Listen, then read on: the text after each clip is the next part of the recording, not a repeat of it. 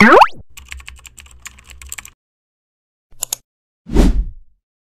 Morning বন্ধুরা, সকাল সকাল চলে আসলাম আপনাদের সাথে গল্প করতে।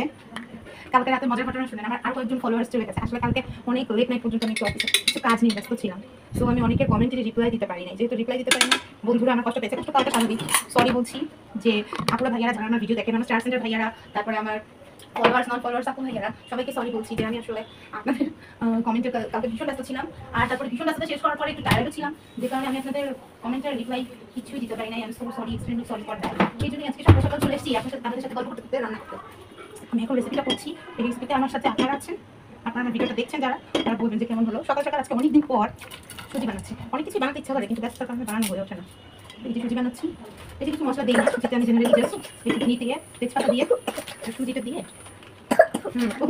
আর বেশি ঠান্ডা ঠান্ডা জিনিস খাও। এই যে আমার গুড মর্নিং দাও সবাইকে। আমার গুড মর্নিং হয়ে গেছে, যেহেতু আমি অনেক রাত ধরে কাজ করেছি। ঘুমটা ভালো হয়নি কালকে, এই মাছ করতেও মেলা লেট হয়ে গেছে। ছুটিতে আমি বাড়ি লেট করে গেছে, কারণ অন্য দিনগুলোতে অনেক সকালে উঠতে হয়। আমরা যেহেতু দুজনেই সকালে অফিসে করে যায়, সেখানে আমাকে নিয়ে যাই। এই জন্য এই যে ঘিটা দিয়েছি, আমার মনে হচ্ছে আরেকটু ঘি লাগবে। ঘিটা কোথায় গেলে আমি ঘিটা নিয়েছি, একটু ঘি দিতে হবে। ঠান্ডা লেগেছে আমার মেয়েটার প্রচুর, ডেঙ্গু আর গোটা ভাইরাল ডায়রিয়া হওয়ার পর থেকে আমার মেয়েটার প্রচুর শরীর খারাপ থাকে। কোনোভাবেই তাকে ইমিউনিটি সিস্টেমটা নষ্ট হয়ে গেছে। লাস্ট 8 মাস ধরে আমার মেয়েকে মেডিসিনের উপরে রাখতে হয়, কোনো রকম মেডিসিনের উপরে। সেই যে ঘি দিয়ে আমি একটু সুজিটা ভেজে নিচ্ছি, কালারটা যখন একটু চেঞ্জ হবে তখন আমি জলটা দেবো।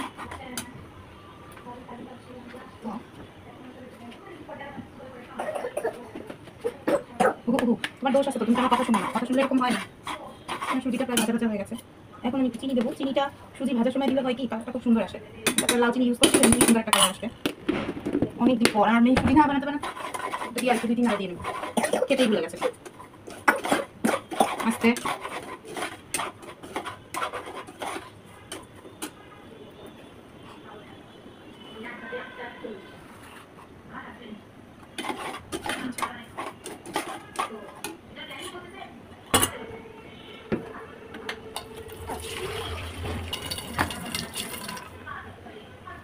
ভালো লাল হয়ে গেছে।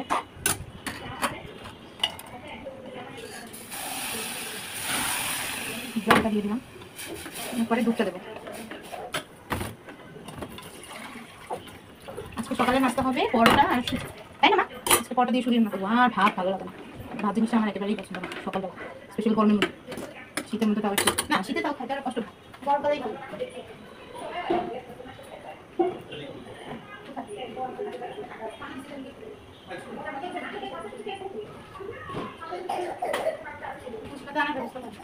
তুলসী পাতা দিয়ে বাচ্চাদের সবসময় ওষুধ খাওয়ালে বাচ্চারা মেজাজ খিটখিটে হয়ে যায়। এটার জলজন্ত প্রমাণ হচ্ছে আমি লিকুইড মিক্স করে দিচ্ছি আমার বাচ্চাকে যখন মেডিসিন খাওয়াই, বাবারে বাবা ভাই, এর থেকে বড় কষ্টদায়ক আর কিছু না। মানে ওষুধ খাওয়ানো কত বড় যে একটা ঝুঁকিপূর্ণ কাজ। আমি তো ডাক্তারের কাছে যেতে যেতে মেডিসিন খাওয়াতে রীতিমতো হাফেজ লাস্ট 8 মাস ধরে। এই যে এরকম হাসি হলে পরে একটা টোটকা আছে, যদিও আমি এখনো ট্রাই করার টাইম পাইনি, কিন্তু দেখেছি অনেকেই দেখেছি এটা খুবই উপকারী। আদা, তুলসী পাতার রস, হ্যাঁ, আর দারচিনি। এখনো আমার রান্নাঘরে দাঁড়িয়ে ভিডিও বানানো যাচ্ছে, একটু বাতাস আসছে, প্রচুর গরম থাকে। যে এখানে আসলে পরে দেখেন আমার স্কিনের কি অবস্থা হয়, ঘামায় হয়ে যায়, মুখে ব্রেকআউটস হয়ে খুব খারাপ অবস্থা হয়ে যায়। তো যেটা বলছিলাম, বাচ্চাদের এরকম শুকনো কাশির জন্য আদা, তুলসী পাতার রস, দারচিনি, লং সব মিক্স করে, আর এলাচ আর গোলমরিচ জাল দিয়ে এই রসটা খাওয়াই দিতে পারলে খুবই এফেক্টিভ হয়। যদিও বাচ্চারা খেতে চাবে না, হচ্ছে এটা খুব কষ্ট ওদেরকে খাওয়ানো, কিন্তু তারপরও যদি একটু খাওয়ানো যায় না, অনেক উপকার হয়, একেবারে কফটা পরিষ্কার হয়ে যায়। সো ভিডিওটা যদি ভালো লাগে অবশ্যই সবাইকে শেয়ার করবেন। এগেইন আমি সরি বলছি আমার স্টার সেন্টার ভাইয়াদের, আমার ফলোয়ার্স, অ্যাক্টিভ ফলোয়ার্স, নন ফলোয়ার ভিউয়ার্সদের, যে হচ্ছে আমি কালকে আপনাদের কমেন্টে রিপ্লাই করার সুযোগ পাইনি। সরি, পাশে থাকবেন, ভুলে যাবেন না। আমার কন্টেন্টগুলো যদি ভালো লাগে অবশ্যই শেয়ার করবেন সবার মাঝখানে। Thank you. আমার সুজিটা রান্না প্রায় শেষ।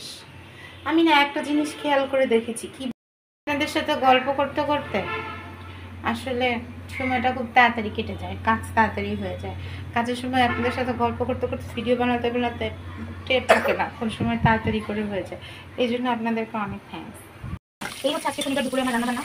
আজকে আমার হাজবেন্ড বলেছি বেশি করে করছি নাস্তা, আর বর্তমানে আমি যে জিনিসটা এখন করছি আমার নাস্তা করছি। আমাদের নাস্তা থেকে ওই অপছন্দের জিনিস নাস্তা আমার ভালো লাগে না।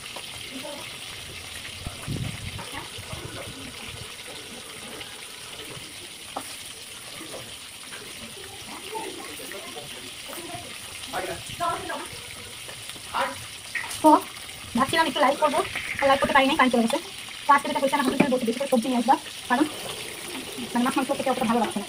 সবজি নিয়ে আসছে, যারা আমরা ওয়ার্কিং ওমেন, আমাদের কষ্ট যে আমরা হচ্ছে সপ্তাহে 5 দিন একেবারে, হ্যাঁ আমি লক করে দিচ্ছি, যাও 5 দিন একেবারে সময় দিতে পারি না, কষ্ট হয়ে যায়। জন্য আজকেই যাচ্ছিল সব কিছু করে সবজি কেটে কুটে মাছ কেটে কুটে বেঁচে আমরা দুপুরা আজকে দেরি হয়ে গেল রান্না ঘরে।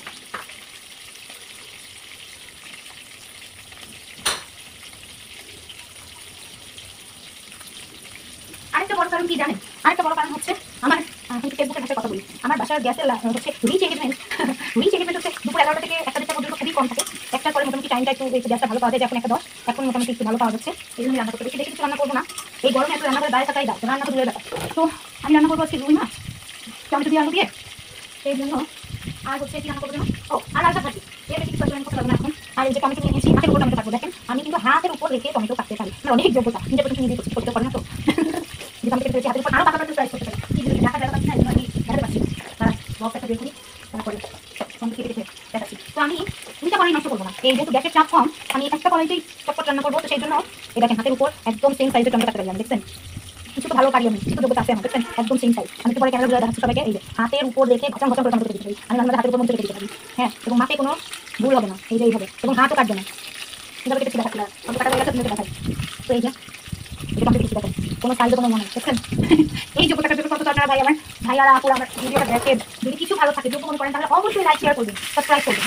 আর আমার বন্ধু হয়ে আমার কাছেই থাকবেন, আমিও সবার বন্ধুদের সাথে থাকবো। আমার কাছে আমি নিজে ছোট কন্টেন্ট ক্রিয়েটর, কিন্তু তাতে হচ্ছে কি আমার কাছে যেটা ভাইয়ারা ফ্রেন্ড লিস্টে মানে ফ্রেন্ড টাকা করে দেওয়ার জন্য, মানে আমার মতো ছোট ছোট যারা কন্টেন্ট আমি কিন্তু সবাইকে রিসেপ্ট করি, কারণ আমার একটা কথা কি যে 5 বলে করবেন এই মাসে আপনার 1500 ফলোয়ার থাকলে সেটা কিন্তু নেক্সট মান্থে 10,000 চেঞ্জ হতে পারে, ডাইভার্ট হতে পারে। এটা ডিপেন্ড করে পুরোপুরি আপনার বিহেভিয়ার, আপনার কমিউনিকেশন লিমিটের উপর। তো কমিউনিকেশন যদি আমরা সবার সাথে হাই রাখি তাহলে আমাদেরও একদিন রিচ এঙ্গেজমেন্ট সবকিছু বাড়বে, ফলোয়ার বাড়বে, ফেসবুক বা ইউটিউব যেখান থেকে বলেন যে প্ল্যাটফর্মই হোক, সব জায়গায় আমরা যদি হার্ড ওয়ার্ক করি, যেরকম আমরা ওয়ার্ক প্লেসে করি সেরকম হার্ড ওয়ার্ক যদি আমরা এটার জন্য ইকুয়াল না হলেও কিছুটা আমরা দিতে পারি, আমরা অ্যাকর্ডিং টু আমার ভালো রেজাল্ট করতে পারবো। তো গল্প করতে করতে আমার মাঝে করা হয়ে গেছে, দেখেন তো গল্প করলে অনেক কাজ তাড়াতাড়ি হয়ে যায়। আমি আজকে এটা নতুন আবিষ্কার করলাম, যখন আমি ক্যামেরা অন করি আমার সাথে এসে আর আপনাদের সাথে গল্প করতে শুরু করি, ভিডিও মেক করি বা লাইভ করি, যেটাই করি আমার রান্নাটা কেমন যেন হুট করে হয়ে যায়, কারণ এই সময় আমার অ্যাটেনশনটা শুধু রান্না দিয়ে থাকে, রান্নাটা দিতে থাকে। যদিও রান্নাটা কিন্তু মনোযোগ দিয়ে করা জরুরি, কত ঠিক, কারণ রান্না মনোযোগ দিয়ে না করলে তেল মশলাগুলো করা হয়ে গেলে সেই রান্না খাওয়া যাবে না, তাই না? তাহলে তো স্বাদ হবে না, তাহলে সেই রান্না রান্না থাকবে না, তাই না? যাবো আমি এই মাছগুলো দেবো, তারপরে চাল দিয়ে দেবো, তারপরে এই কড়াইতেই আমি সাবধানি করবো। তো এটা আমার যার কাছ থেকে শেখা, এটা কি কড়াই দ্বিতীয়বার কিভাবে সেকেন্ড টাইম হালকা রেসিপির জন্য ইউজ করা যায়, এই টিপসটা আমার যা আমাকে দিয়েছে যে আগে মাছটা দিন না হালকা দিন না, তারপর যদি সবজি করো তাহলে দেখবে কড়াই তেলটাও মাথাতে মানে থাকবে, গরম থাকবে, আর কোনো সমস্যাও হবে না।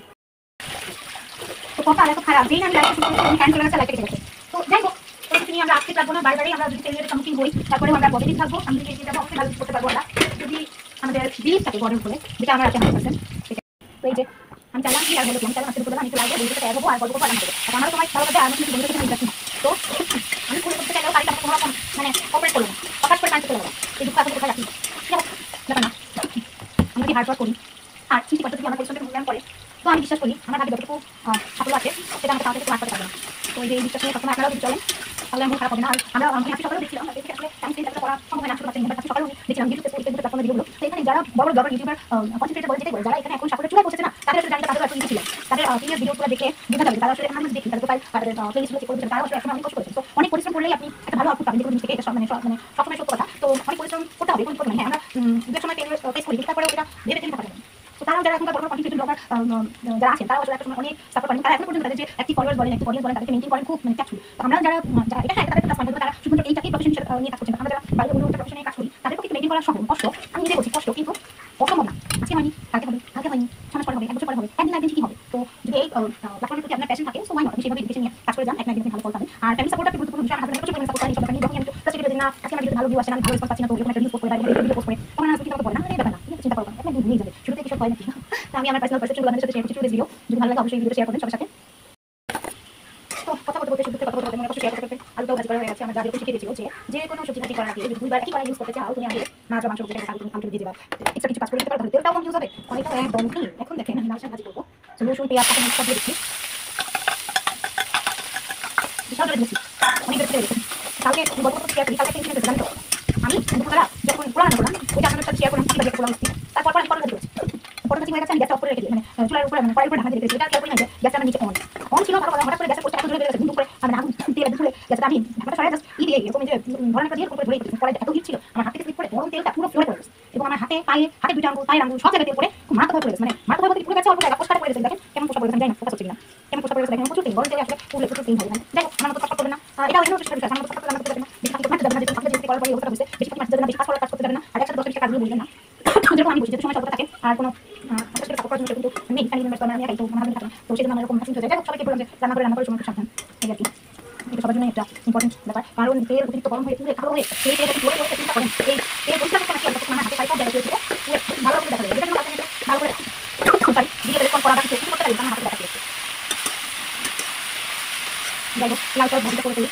লাল চাল খুবই ইম্পর্টেন্ট একটা লাল চাল হচ্ছে খুবই একটা ভিটামিন থাকতে পারে, তো সবগুলো মিশিয়ে গ্রিন ভেজিটেবলস, তারপরে লাল চাল এগুলো খেলে আসলে স্বাস্থ্যের পক্ষে ভালো। আর এই গরমের মধ্যে অ্যাভয়েড করবেন বেশিরভাগ রেড মিট, যেটা না চাইতেও আমাকে রান্না করতে হয়, তো আপনারা অ্যাভয়েড করবেন রেড মিট বেশিরভাগ। আর হচ্ছে চেষ্টা করবেন কম মশলা তেল দিয়ে রান্না করে খাওয়ার, কারণ অতিরিক্ত তেল মশলা দিয়ে রান্না করে খেলে আপনার শরীরে নানা রকম সমস্যা, সবথেকে বড় প্রবলেম হয় GIT, মানে গ্যাস্ট্রোইন্টেস্টাইনাল ট্র্যাক্টে প্রবলেম হচ্ছে। কি বলতো, অতিরিক্ত তেল মশলা হজম হতে পারে না, আমাদের যাদের গলব্লাডার নেই তারা এগুলো নিয়ে মানুষ ফেস করে, তাদের মনে করেন আইডিয়াতে প্রবলেম, ইরিটেবল বাউল সিনড্রোম যেটা বলে সেই প্রবলেম হয়ে যায়, অনেক প্রবলেম হয়ে যায়। তো যাই হোক, কারেন্ট চলে আসছে, আমি চেষ্টা করবো লাইভে দেওয়ার। যে কারণে এখনো আমার নেট কানেকশন পোর দেখাচ্ছে। দুপুরবেলা শখ হয়েছিল যে বন্ধুদের সাথে একটু আড্ডা দেবো, যেহেতু আলাদা করে সময় পাই না, তাই আমি ভেবেছি যে রান্নাঘরে বসে বসেই সবার সাথে গল্প করি, কিন্তু আসলে সেটা হয়ে ওঠেনি। কারেন্ট চলে গিয়েছিল, সেই কারণে লাইভটা কেটে গিয়েছিল। যাই হোক, আমি এখন আবার লাইভ হয়ে গিয়েছি। কারেন্ট যখন ছিল দেখেন, তখন দেখছিলেন আপনারা আমি মাছ ভাজি করছি, কিন্তু in the mean time current লোডশেডিংয়ের টাইমটার মধ্যে আমার মাছ ভাজি করা, মাছ তরকারির জন্য আলু ভাজি করা শেষ, যে কারণে আমি এখন শাক ভাজি করছি, লাল শাক ভাজি করছি। বন্ধুরা, লাল শাক কিন্তু অনেক ইউজফুল একটা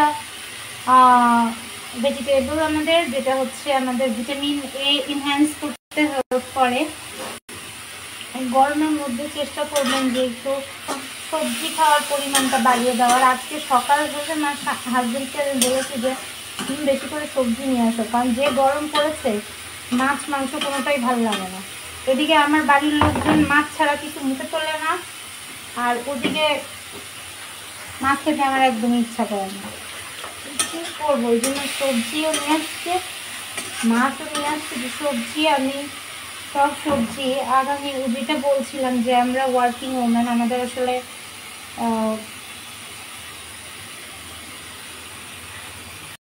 এখন বাজে 4টা, দুপুরে যে সময় রান্না শুরু করব সেই সময় কারেন্ট চলে গেল।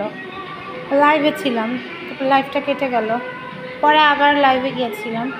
পরে রান্না করতে করতে রান্না শেষ করে রান্নাঘরে ঘষা মাজা করে 2টা টয়লেট ক্লিন করে ঘর ঝাড়ু দিয়ে মুছে মেয়েকে গোসল করায় ভাত খাওয়ায় এখন 4টা বেজে আমার খাওয়ার সময় হয়েছে। এরকমই হয়, ছুটির দিনে অনেক কাজ থাকে। সবাই দেখেন, টিপ পরার নতুন ট্রেন্ড, এখন থেকে এই স্টাইলে টিপ পরার অভ্যাস করতে হবে ভাবছি। কোথা থেকে পাইছো এই টিপটা? নিয়ে টিস করে পরে ফেলছো, পাগল। প্রচুর গরম, আজকে সারাদিনই প্রচুর গরম, আর এখন তো রান্নাঘরেও গরম, প্রচুর গরম। সেই জন্য গরমে শান্তির জন্য গরমের বেস্ট ফ্রেন্ড গরম গরম চা।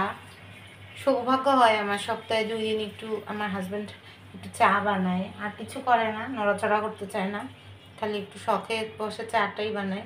তো আজকেও মনে হয় চাটা মিষ্টি বানায় ছাড়ছে। আমার মিষ্টি চা একদম পছন্দ না, কিন্তু সে তো মনের মাধুরী মিশায় দুধ আর চিনি দিয়ে একেবারে কি আর করা, খেতে।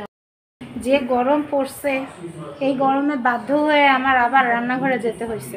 মানে যা রান্না করছি কিছুই খেতে পারবো না, এত গরম, কোনো খাবারই খেতে ভালো লাগতেছে না। এখন আলু ভর্তা করে পানি ঢেলে পান্তা বানায় খাবো, এত এত গরম লাগতেছে, সত্যি প্রচুর গরম। মানে আমার রান্নাঘর মানে চুলা ধরানোর কারণে আরও বেশি, ড্রয়িং রুমে একেবারে প্রচুর গরম, খুব খারাপ।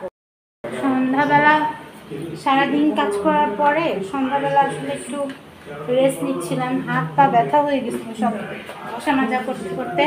তারপরে উঠেছি, উঠে একটু প্রাইভেট টিউশন দিয়েছি, তারপরে স্টুডেন্ট গেছে, এখন এই যে ভাত রান্না করছি আর ভর্তা রান্না করছি, কারণ এত গরম এই সমস্ত হালকা পাতলা খাবার ছাড়া আর কিছু হজম হবে না, একে তো গরম। তারপরে আমার মনটা খুব খারাপ, কারণ কালকে থেকে অফিস শুরু হবে, আর যখন অফিস শুরু হয় তখন আমার মাথার মধ্যে একটা টেনশন শুরু হয়, কি ড্রেস পরবো, কারণ আমার তো বেশি ড্রেস নেই, মানে আমার ভালো ড্রেসই নাই। এটা আমার ধারণা যে আমার কোনো ভালো ড্রেস নেই, কিন্তু কিন্তু যখন আমি আলমারি গুছাতে যাই তখন আপনাদের কাছে দোয়া চাই। কেন চাই জানেন? এমনি সময় কোনো প্রোগ্রাম হলে পরে আমার কাছে মনে হয় আমার কোনো শাড়ি নাই, ঠিক আছে, ভালো কোনো শাড়ি নেই। তারপরে যখন কোনো অফিসে যেতে হয় তখন আমার মনে হয় যে আমার ড্রেসগুলো খুবই কমন, মোটেও ভালো না, আমি তো সব থেকে বেশি কম ড্রেস আমার। কিন্তু যখন আলমারি গুছাতে যাই তখন এরকম হয়ে যায়।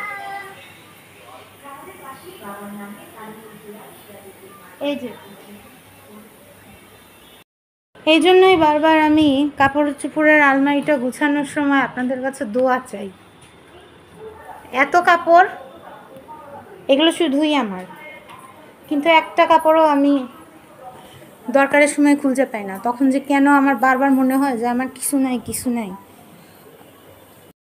এখন গুছাইতে হবে। সবাই আমার জন্য দোয়া করবে। কেন আমি মানুষের দোয়া চাই?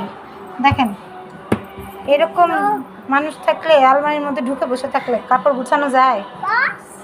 একদিক দিয়ে কাপড় গুছায় আর একদিক দিয়ে ভাঙে, আউলে। পুরো 1.5 আওয়ার লাগছে আমার এই টুকটাক কাপড় গুছাইতে। গরমের মধ্যে কাপড় চোপড় গুছাতে গুছাতে টায়ার্ড হয়ে গেছে একদম। প্রচুর গরম আজকে, প্রচুর গরম। সবাই নিজের যত্ন নিয়েন। সবাইকে গুড নাইট। 12:25 অবশেষে আমার সাড়ে সব ডিউটি শেষ। এখন এই যে শাওয়ার নিয়ে আসলাম, এখন ঘুমাবো। সকালে আবার অফিস। ভালো থাকবেন সবাই। নেক্সট উইকে আবার একটা উইকেন্ডের ব্লগ অ্যাক্টিভিটি শেয়ার করবো। If you like my video, do subscribe and share with your friends and family, and don't forget to press the bell button so that you can get updated for my new videos and YouTube shorts also. Okay, good night, bye.